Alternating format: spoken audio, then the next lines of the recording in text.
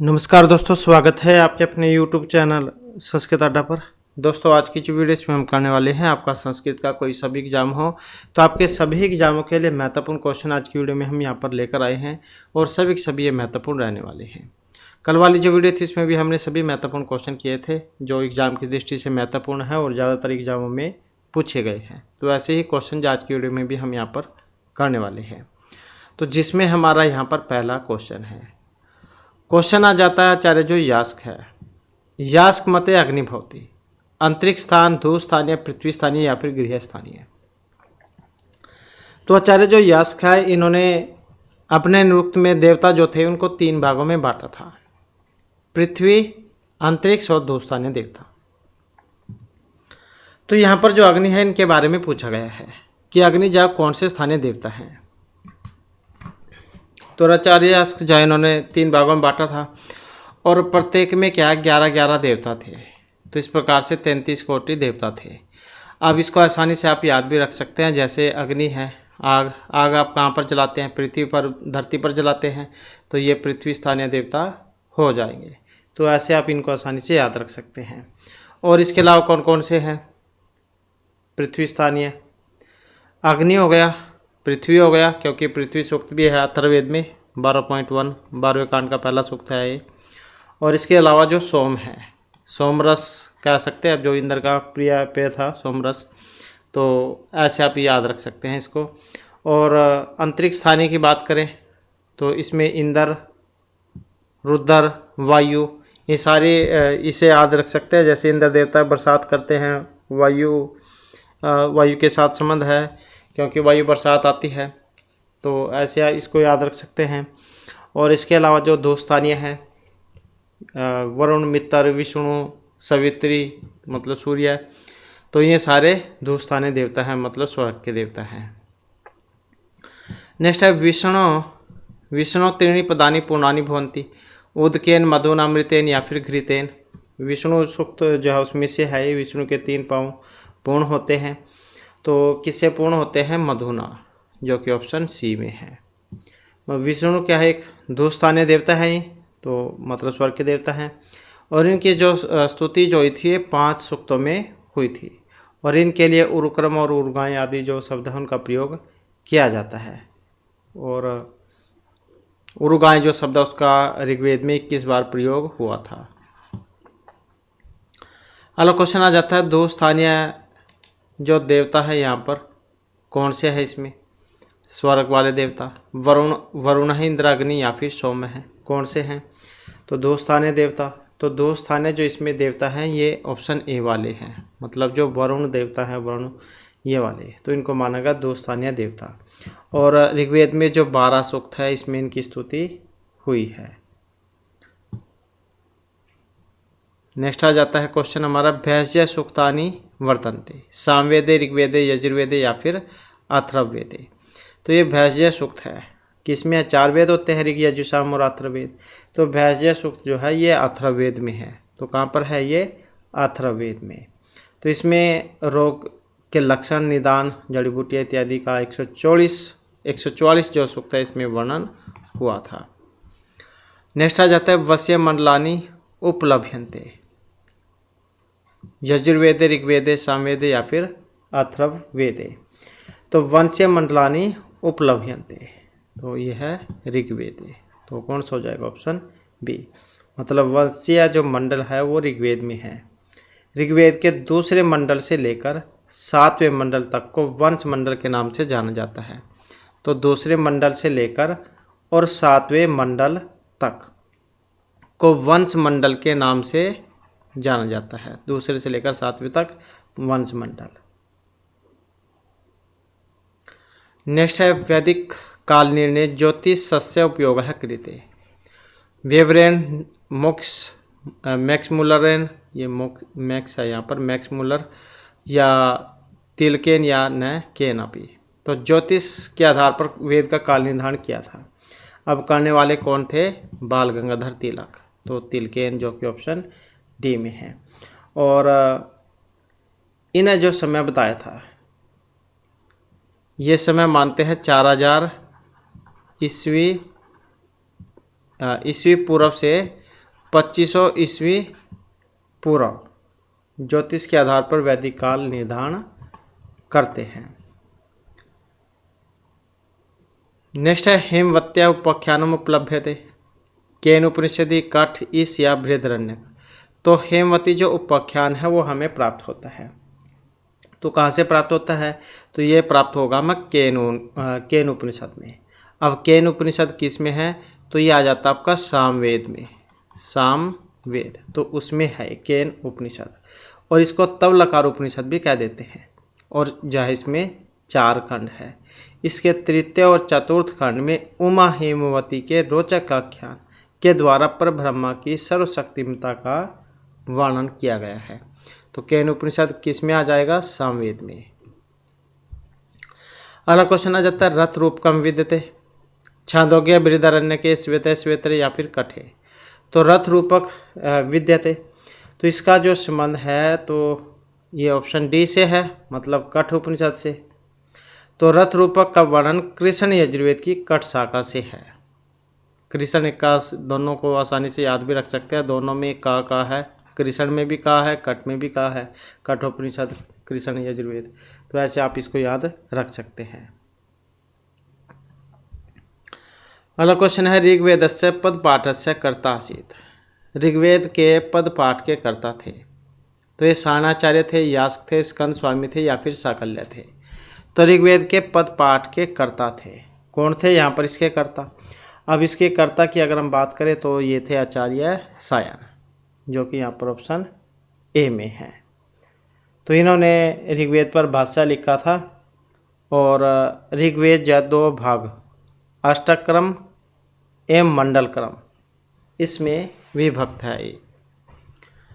Next question है न वस्त्राणि सख्यानि संति ये मुक्ति भवति। मंत्र जो है उसके अंदर से लाइन है। तो विश्वामित्र से उर्वशी शर्मा या यमयमी। तो ये पूर्वा उर्वशी है, ये शर्मापणि संवाद में आता है, ये यमयमी में आता है, ये विश्वामित्र नदी संवाद है। तो ये जो लाइन थी यहाँ पर मंत्र जो है वो कौन से के अंदर से थी? ये तो ये थी ऑप्शन सी वाले उर्वशी जो सूक्त है, पूर्वा उर्वशी संवाद सूक्त। ऋग्वेद का जो 10वां मंडल है इसका 95वां सूक्त है ये पूर्वा उर्वशी संवाद सूक्त। पूर्वा और उर्वशी इनकी प्रेम कथा है इसमें। और 18 जो है इसमें मंत्र हैं, ऋषि और देवता इसमें पूर्वा और उर्वशी है। छंद की बात करें तो यहाँ पर जो है इसमें त्रिष्टुप जो छंद है उसका प्रयोग हुआ था। स्वर धैवत है इसमें। स्वर की अगर हम बात करें तो ये धैवत है। और नेक्स्ट आ जाता फिर हमारा वेदांगेषु निरुक्तम भवति। वेद के अंगों में निरुक्त है। वेद के अंग हमने 6 बतलाए थे, शिक्षा, कल्प, व्याकरण, ज्योतिष, छंद। तो वेद के अंगों में निरुक्त है। मुखम, श्रोत्रम, घ्राणम या पाद। क्या माना गया है श्रोत्र को? तो 6 होते हैं वेद के अंग। अब निरुक्त ये किसके अंतर्गत है? या आ जाएगा श्रोत्र के अंतर्गत।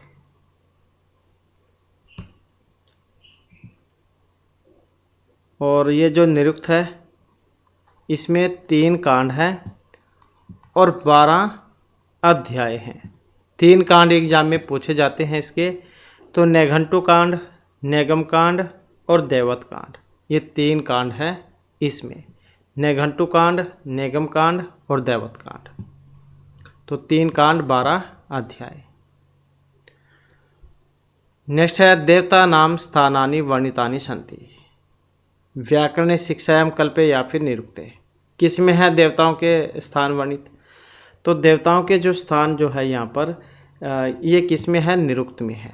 आचार्य यास्क ने ही बतलाया था, जैसे कि अभी हमने ऊपर क्वेश्चन में बात की थी। 3 भागों में बांटा था देवताओं को, पृथ्वी, अंतरिक्ष, 2 स्थानीय देवता। प्रत्येक में 11-11 देवता थे। नेक्स्ट है अहंकार कतिविधा भवति। 1 विधा, द्विविधा, त्रिविधा, चतुर्विधा। अहंकार कितने प्रकार का होता है? तो अहंकार की बात करें तो ये होता है द्विविधा, मतलब 2 प्रकार का। कौन कौन सा? सात्विक और तामसिक। तो ये 2 प्रकार का है। नेक्स्ट आ जाता है समन्वयात् किम सिद्ध्यति प्रकृति गुणः पुरुषः या कैवल्यम। समन्वय से सिद्धि होती है, किसकी होती है समन्वय से सिद्धि? तो इसके द्वारा होगी जो कि यहाँ पर ऑप्शन ए में है, मतलब प्रकृति। वैराग्यात् किम भवति, तो वैराग्य से होता है प्रकृत्या बुद्धिलय भूतलय या अहंकारलय। क्या होता है इससे?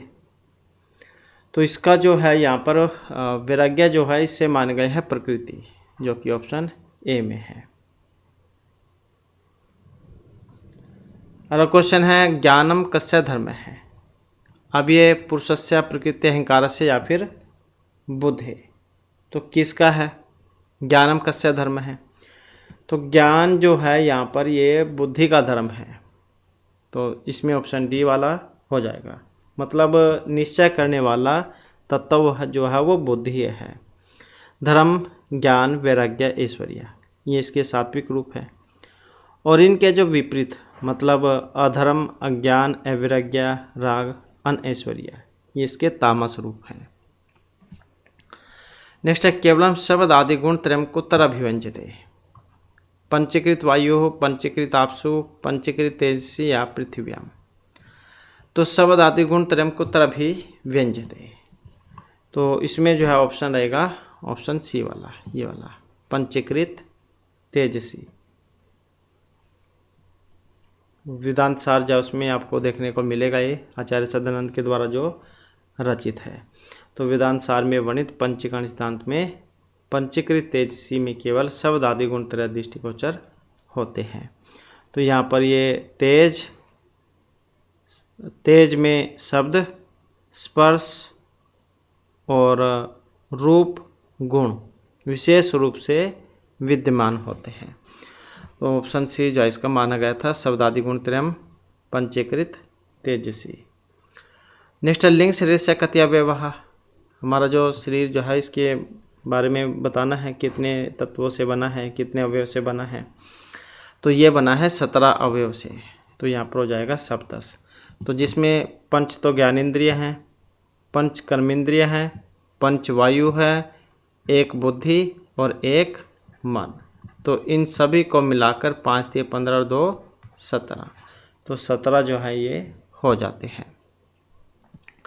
नेक्स्ट है अद्वैत वेदांत मते मुक्ति ही ब्रह्म ज्ञान प्राप्ति ही ब्रह्म सदृश प्राप्ति ही ब्रह्म यजुषम या ब्रह्म भाव है। तो अद्वैत वेदांत मते मुक्ति ही, तो मुक्ति जो है इसके बारे में यहाँ पर बतलाना है। तो इसमें रहेगा ऑप्शन डी वाला, मतलब ब्रह्मा। तो अद्वैत वेदांत मत के अनुसार जीवन मुक्त वह है जो अपने स्वरूप भूत अखंड ब्रह्मा का साक्षात्कार हो जाने पर अज्ञान और उसके कार्य संचित कर्म संशय विप्रादि के भी बाधित हो जाने पर संपूर्ण बंधों से रहित ब्रह्मनिष्ठ है। तो मतलब जो है यहाँ पर अद्वैत वेदांत में मुक्ति जाए ब्रह्म भाव को माना गया था। नेक्स्ट है विशेष गुण है कुत्र द्रव्य नास्ति आकाशे वायु मनसी या आत्मनि। तो विशेष गुण है कुत्र द्रव्य न अस्ति, तो किस में नहीं है? नहीं है आकाश में। तो विशेष जो है वो अनंत होता है। 7 पदार्थ पढ़े थे हमने पहले भी, जिसका क्वेश्चन कराया था हमने पदार्थ वाला, द्रव्य गुण कर्म सामान्य विशेष समवाय अभाव वाला। तो विशेष नामक पदार्थ आकाश नामक द्रव्य में नहीं होता है, जबकि वायु मन में तथा आत्मा में विशेष नामक पदार्थ सन्निहित रहता है। नेक्स्ट है लौकिक सन्निकर्ष कतिविध है? द्वि, त्रि, षड या चतुर्विध है। तो लौकिक सन्निकर्ष कितने प्रकार का होता है? तो कितने प्रकार का जो है ये होगा? तो इसकी बात करें तो सन्निकर्ष का क्वेश्चन है, सन्निकर्ष होता है षड्विध है, मतलब 6 प्रकार का। संयोग सन्निकर्ष, सूक्त समवाय सन्निकर्ष, सूक्त संवेद समवाय सन्निकर्ष, समवाय सन्निकर्ष, संवेद समवाय सन्निकर्ष और विशेषण विशेष्य भाव सन्निकर्ष। तो इस प्रकार से जो है ये 6 प्रकार का होता है। नेक्स्ट है प्रमाणम द्विविधम इति कस्य मतम। वैशेषिक, न्यायिक, सांख्यिक, मीमांसक। प्रमाण जो है दो प्रकार का होता है, तो ये मानने वाले हैं। तो प्रमाण दो प्रकार का होता है, ऐसे मानने वाले थे वैशेषिक, जो कि ऑप्शन ए में है। दो माने थे इन्होंने, कौन कौन से थे? एक तो था प्रत्यक्ष प्रमाण और दूसरा था अनुमान। तो जो है ये दो इन्होंने माने थे, प्रत्यक्ष और अनुमान, तो ये दो माने थे। और न्यायिकों की बात करें तो न्यायिक जो है इन्होंने माने थे 4। न्यायिकों ने 4 माने थे, प्रत्यक्ष, अनुमान, उपमान, शब्द प्रमाण। और संख्या की बात करें तो इन्होंने 3 माने थे। इनमें उलझ जाते हैं, तो इस कारण से आपने ऐसे याद रखना होगा इनको। तो न्यायिकों ने 4 माने थे, प्रत्यक्ष, अनुमान, उपमान, शब्द प्रमाण। संख्या ने 3 माने हैं, प्रत्यक्ष, उपमान और शब्द प्रमाण। और ये वैशेषिक जो है इन्होंने 2 माने हैं, प्रत्यक्ष और अनुमान। अगला क्वेश्चन है पारिमांडल्यम नाम परमाणु अनुपरिमाणम ब्रह्मांडम या त्रिश्रेणु। तो क्या है परिमांडल्यम नाम? तो इसका मतलब है अणु परिमाण से। नेक्स्ट है पिलुपवादिना के संति। पिलुपाकवादिना है, न्यायिका, बौद्ध, वैशेषिक या फिर जैन। तो इसका संबंध है वैशेषिकों से, तो ये वैशेषिकों से इसका संबंध है। मतलब वैशेषिक जो थे ये पिलुपवाद जो था, पिलुपाकवाद, इसके समर्थक हैं। और इन्होंने भी 2 प्रकार का प्रमाण स्वीकार किया था, जो कि ऊपर आपने पढ़ाई है अब, ये प्रत्यक्ष और अनुमान, ये वाला।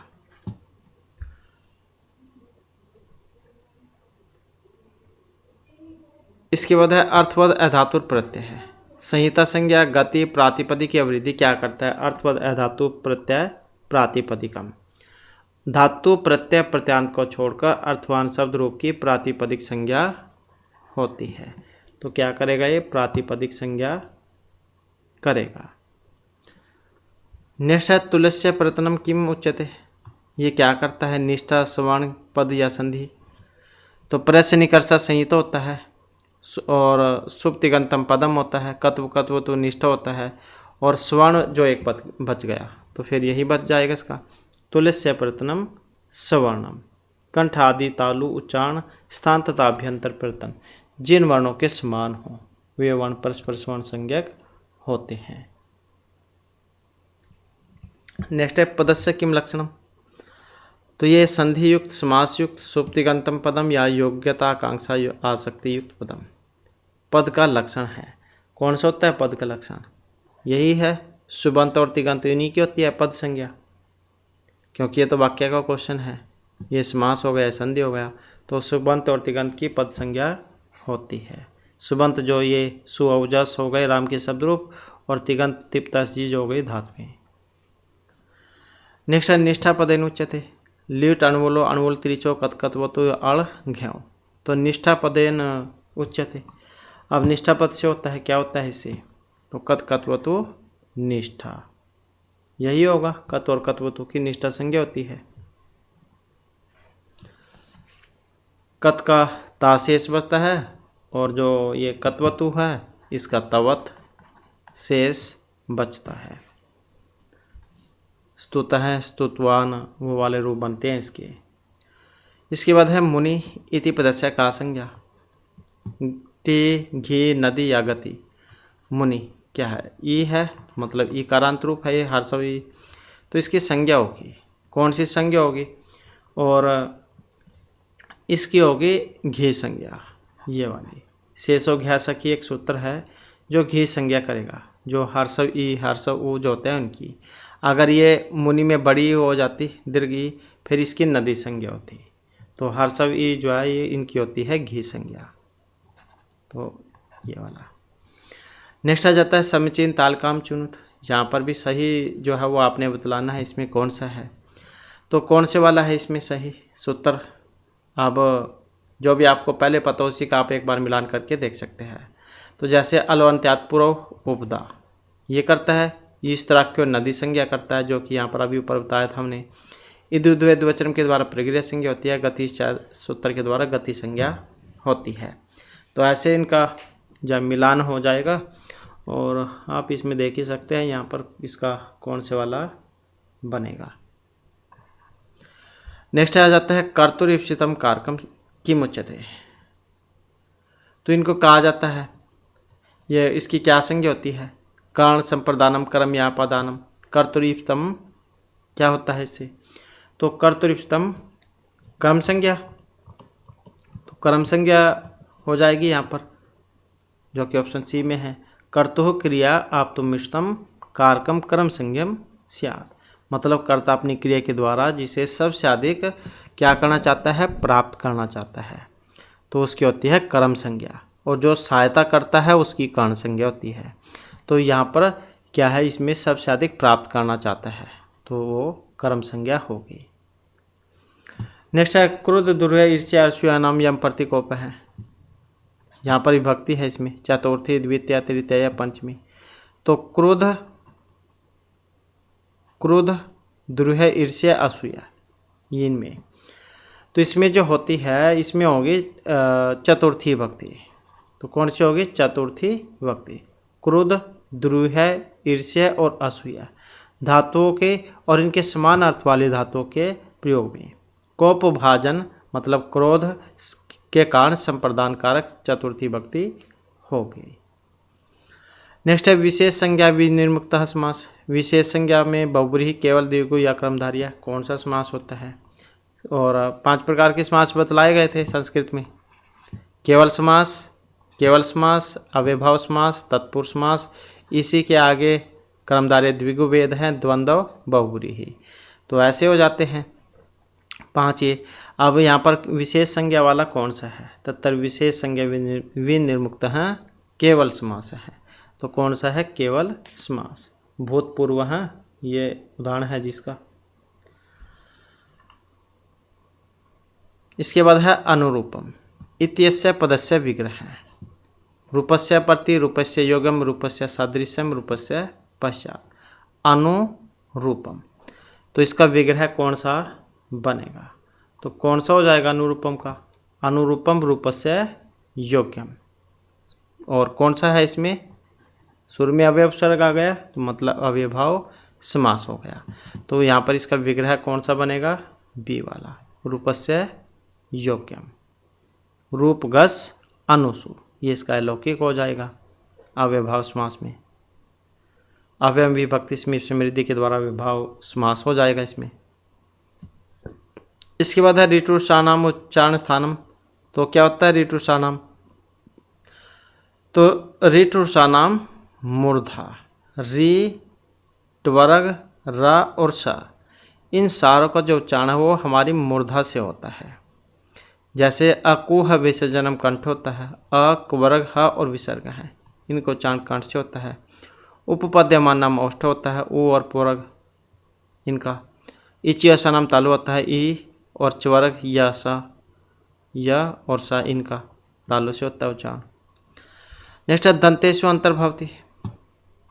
क ल प म, कौन सा है दंत्य, तो कौन सा हो सकता है इसमें दंत्य, लरी तुलसा नाम दंता, लरी त्वरक, ल और सा, इनका उच्चारण होता है दांत से, तो दंत्य वर्ण है ये। नेक्स्ट है काद्योमावसाना वर्ण। अब काद्योमावसाना भी देखने को मिल सकता है आपको, स्पृष्ट जो वर्ण है वो भी देखने को मिल सकता है, स्पर्श भी इनको कह देते हैं। तो कौन से होते हैं, का से लेकर और माँ तक के ये होते हैं स्पर्श वर्ण, स्पृष्ट वर्ण काद्योमावसाना, तो स्पर्श वर्ण इनको कह देते हैं। नेक्स्ट है रत्नावली रचिता का।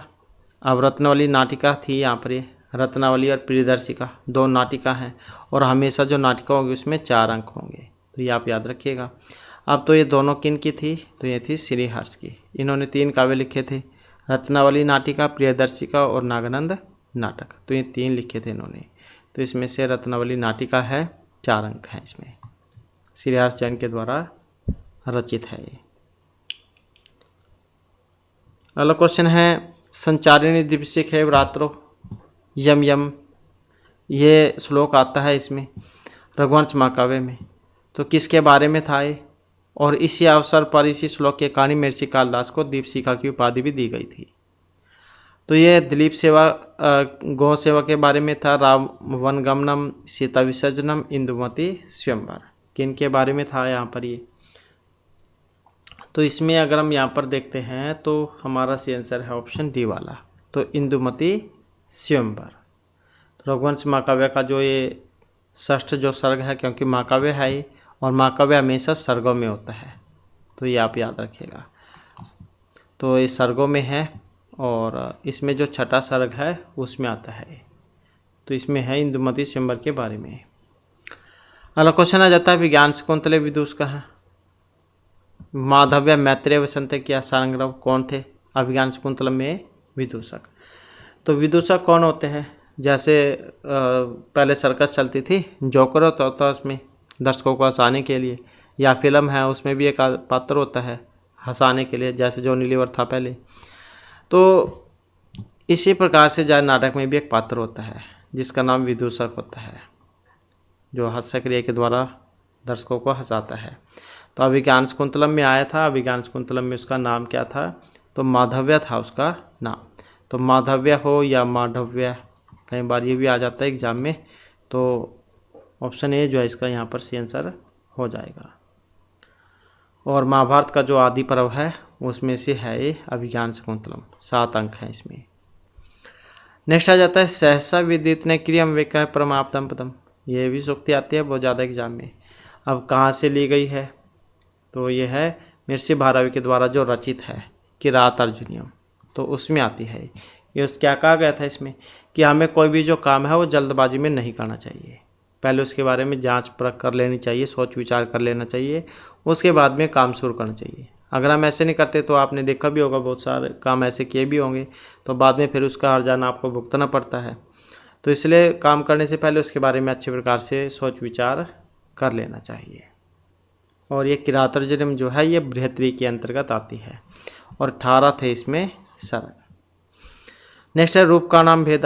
3 हैं 5 चत्वारः ये 10। कितने हैं रूपक के भेद? तो रूपक के जो है वो 10 भेद होते हैं। कितने होते हैं? 10 भेद। कौन कौन से? नाटकम मत प्रकरणम, भाण वयोग समकाडी महा, इहम रिंग अंक विति प्रसन्नम इति रूपकाणि 10। मतलब नाटक, प्रकरण, भाण, वयोग, समकार, डिम, अंक, विधि, प्रसन, इहा, मृग। तो इस प्रकार से ये 10 होते हैं। रूपक के 10 हैं और उपरूपक के 18। इसके बाद है प्रहसनम उदाहरणम, प्रियदर्शिका, मत विलास, प्रतिज्ञा योगेंद्रान, मृच्छकटिकम। अब इसमें कौन सा है प्रहसन का उदाहरण? तो प्रहसन का उदाहरण है इसमें ये वाला मत विलास। तो 10 भेद जो अभी हमने पढ़े इसमें भी आता है ये प्रहसन। तो रूपक के 10 भेदों में से प्रहसन 3 प्रकार का होता है, शुद्ध प्रहसन, व्याकृत और संकीर्ण। एक तो ये वाला होता है शुद्ध, एक हो गया व्याकृत और एक हो गया संकीर्ण, ये वाला। तो ऐसे जो है 3 होते हैं। तो शुद्ध प्रहसन पाखंडी विपराधी होते हैं इसमें, और व्याकृत में कामुक आदि व्यक्ति होंगे, और संकीर्ण जो है इसमें वीथी के अंगों से मिश्रित होते हैं। और ये प्रहसन का उदाहरण है ये वाला मत विलास। नेक्स्ट आ जाता है विभत्स रसस्य स्थायी भाव है। रस 9 होते हैं, श्रृंगार, हास्य, करुण, रौद्र, वीर, भयानक, विभत्स, अद्भुत और शांत रस। तो ये होते हैं इस प्रकार से। तो इनके सारे के स्थायी भाव भी अलग अलग हैं। जैसे विभत्स है इसका स्थायी भाव अलग होता है, तो इसका है ये वाला। जुगुप्स से इसका स्थायी भाव होता है। और रंग इसका कौन सा है? रंग होता है इसका नील वर्ण का। और देवता कौन है इसके? महाकाल इसके देवता हैं। नेक्स्ट है करुण रसस्य। करुण रस का कौन सा रंग होता है? जैसे 9 रस जो उसमें पढ़ा अभी हमने, तो करुण रस का स्थायी भाव कौन सा होता है? शोक। शोक इसका स्थायी भाव होगा। रंग की बात करें तो कैसे करुण, कैसे कपोत, ऐसे आप इसको आसानी से याद रख पाएंगे। देवता की बात करें तो देवता इसमें यम है। तो करुण रस का स्थायी भाव शोक, वर्ण कपोत और देवता यम है। जैसे श्रृंगारस है, श्रृंगारस का वर्ण श्याम, हास्य रस का वर्ण शुक्ल होता है। तो इसी प्रकार से है ये। नेक्स्ट है वाक्यम रसात्मकम काव्यम। तो काव्य लक्षण है यहाँ पर ये, कुंतक दंडी न विश्वनाथेन भरतेन। तो कौन से आचार्य का था यहाँ पर ये काव्य लक्षण? तो ये जो है यहाँ पर ये आचार्य विश्वनाथ का है। तो आचार्य विश्वनाथ का है साहित्य दर्पण जो 10 परिच्छेदों में है उसमें आया था ये वाक्यम रसात्मकम काव्यम, रसयुक्त वाक्य ही काव्य है। नेक्स्ट आ जाता है हमारा क्वेश्चन, विश्वनाथ मत अनुसारेण काव्य रस भवति। तो रस है आत्मा, भूषण, अवयव, संस्थानम या शरीरम, क्या है? तो क्या है इनके अनुसार? आत्मा, जो कि ऑप्शन ए में है, तो यही है। रस एव आत्मा सारूपतः जीवनदायी को यस्य है। रस ही है आत्मा, रस ही आत्मा है जिसका, ऐसा वाक्य जिसका प्राणभूत आत्मा रस है, तो उस वाक्य को रसात्मक कहा जाता है। तो रसात्मक वाक्य को काव्य माना है आचार्य विश्वनाथ ने। नेक्स्ट आ जाता है साक्षात संकेतित अर्थस्य बोधिका, अभिधा लक्षण व्यंजना या तात्पर्य है। तो ये भी लक्षण था इनमें से, और कौन से का है लक्षण ये?